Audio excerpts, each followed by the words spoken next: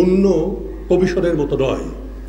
এটা একটা অন্য রকমের কমিশন, যেখানে দেশি বিদেশি শক্তি ষড়যন্ত্রকে চিহ্নিত করতে আমাদেরকে দায়িত্ব দেওয়া হয়েছে।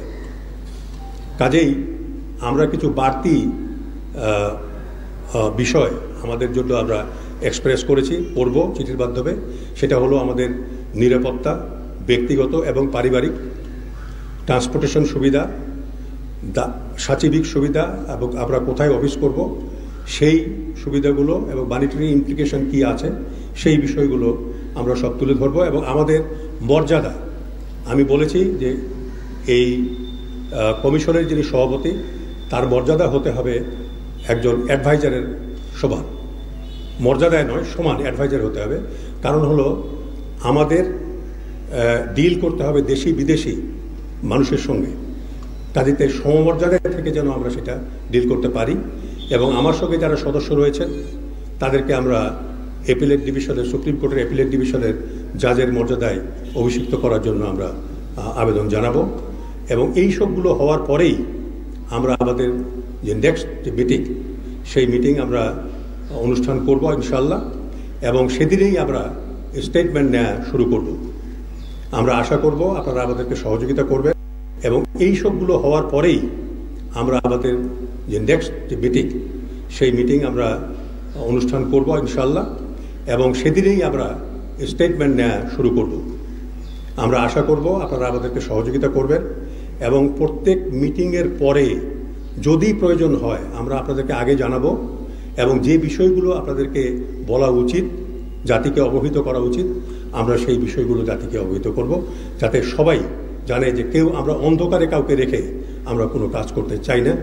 আমরা খোলাখুলিভাবে সব কিছু সবার সামনে, জাতির সামনে তুলে ধরতে চাই, যাতে যাতে আশান্বিত হতে পারে, এবং পরবর্তী পদক্ষেপ কি হবে আপনারা সেটা আমাদেরকে আমরা অবশ্যই অবহিত করব। 4 জন আইনজ্ঞ দেশি বিদেশি আমরা সম্পৃক্ত করতে বলেছি।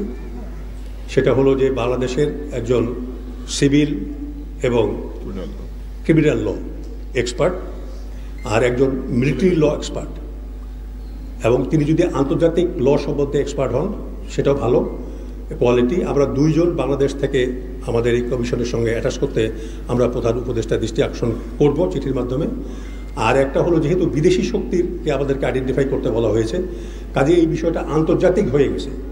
অতএব আমি আন্তর্জাতিক বানের বিদেশের 2 জন আইনজ্ঞ, ক্রিমিনাল এবং ইন্টারন্যাশনাল ল সম্বন্ধে বিশেষজ্ঞ এবং সিভিল ল এবং মিলিটারি ল সম্বন্ধে বিশেষজ্ঞ, এইরকম 2 জন বিদেশি আইনজ্ঞকে আমাদের এই কমিশনের সঙ্গে সম্পৃক্ত করার জন্য আবেদন আমরা জানাবো। আমরা এটা আমাদের কমিশনের যারা মেম্বার আছেন তাদের সঙ্গে আমরা আলোচনা করব, এবং যদি আমরা মনে করি যে এই ইনভেস্টিগেশনের স্বার্থে, দেশের স্বার্থে, জাতির স্বার্থে তার দেশে অবস্থান করা প্রয়োজন, সেটা আমরা অবশ্যই সে ব্যবস্থা গ্রহণ করব। খুব গুরুত্বপূর্ণ প্রশ্ন আপনি করেছেন।